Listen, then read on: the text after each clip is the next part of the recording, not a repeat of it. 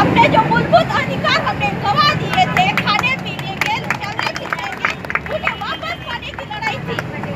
ये लड़ाई हम लोगों ने उनके छत्र छाया में भले लड़ी थी, लेकिन लड़ाई थी हमारे स्वाभिमान की।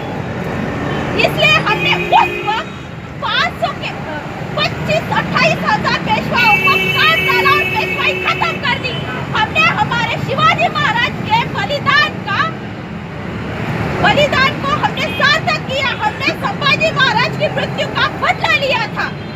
ये पेशवा वही थे जिन्होंने टुकड़े टुकड़े करके इधर उधर फेंक दिए थे। संभाजी महाराज के पूरे शरीर को चिथड़ा करके फेंक दिया था।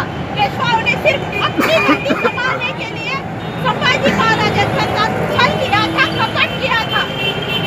दुख की बात है, उस वक्त फरमान निकाला गया कि संभाजी महाराज की बॉडी को जो कोई भी छुएगा उसका भी वही असर किया जाएगा, उसके भी उतने ही टुकड़े किए जाएंगे जितने उनके किए गए।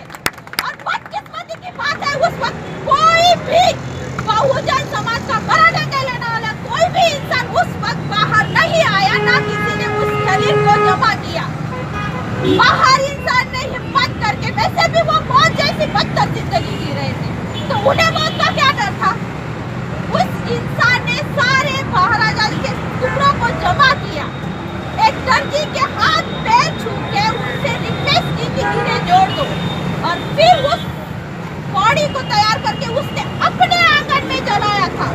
संभाजी महाराज का अंतिम संस्कार किसी मराठा ने नहीं किया था। ये बहुत दुख की बात है हमारे लिए भी और उनके लिए भी। वो बौखलाए हुए थे, उस वक्त वो डरे हुए थे। बात सही है, फरमान ही ऐसा था कि जितने टुकड़े संभाजी राजा के किए गए उतने ही उनके किए जाएंगे। डरे हुए लोग नहीं बाहर निकले। हम तो वैसे भी मौत से बदतर जिंदगी जी रहे थे, हमें मौत का कोई डर ही नहीं था। हमने उनका संस्कार किया और हमारे राजा की मृत्यु का बदला भी हमने उन पेशवाओं से किया। उन्होंने उस वक्त भी वही किया, वो आज भी वही कर रहे हैं। हम लोगों के भी फूट फाड़ के राजनीति कर रहे हैं। हमें उनके खिलाफ आवाज उठानी है। बाहर से आए हुए आर्य हम पे राज नहीं कर सकते। ये देश हमारा है, ये देश मूल निवासियों का है। 85% लोगों को आज भी समझ में नहीं आ रहा है, आज भी उनके तलवे चाट रहे हैं। आज भी हम किसी की सरकार को वोट दे के यहाँ ला रहे हैं। बदकिस्मती है हमारे लिए, आंखें खोलने की जरूरत है हमारे लिए। अगली बार कोई भी ईवीएम से वोटिंग नहीं करेगा। नहीं चलेगी, नहीं चलेगी, नहीं चलेगी, नहीं चलेगी। बैलेट पेपर फिर से मांगेंगे। अगली बार कोई भी ईवीएम से वोटिंग नहीं करेगा, बैलेट पेपर की मांग करेंगे।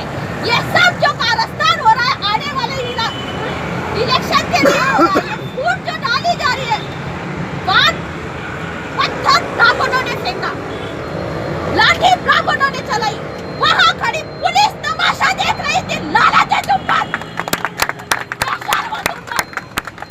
महाराष्ट्र पुलिस मुर्दाबाद, मुर्दाबाद।